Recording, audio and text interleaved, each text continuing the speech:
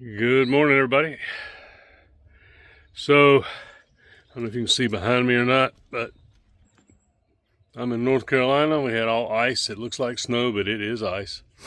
First day back since Friday.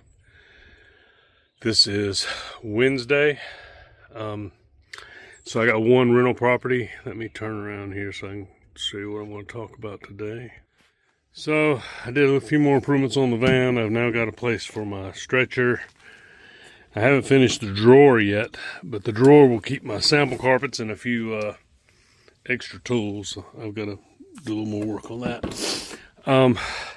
So today we're doing 3-room.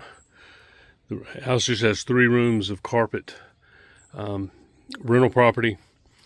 I'm going to be using Radical Rinse as my primary, but I'm going to boost it with a citrus product.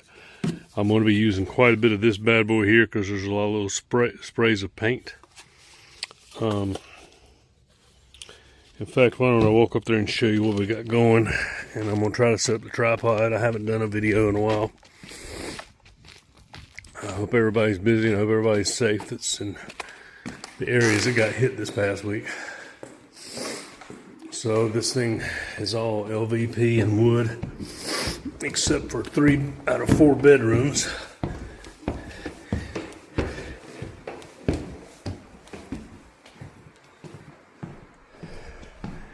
We're going to be using the CRB / the remodeled host machine. Did that myself. Anyway. So we got one, and this appears to be a polyester. It could be a really bad nylon, but the way it's laying down here, I'm guessing a poly. Synthetic either way. And then we have this one, large room, and it seems like it might have, it's been there a while since I've been here. Yeah, 2 big closets, right and left. Really nice bathroom. Anyway, so this is what we're up for today. I've got a good bit of coffee in this room. Looks like just your typical food spills. We'll be hitting that with Oxyol here. And then I think in this one of these rooms we had a little bit of, I call it child's play. A little reddish something or another. But for the most part, it's like your typical food stains. Got a seam coming loose there. Let me make sure I show that in case it becomes an issue. Okay, so we're going to pre-spray and no light. Yep, so much for that. Okay, so I'll pause it here, get the rest of my equipment in, and then we'll get started.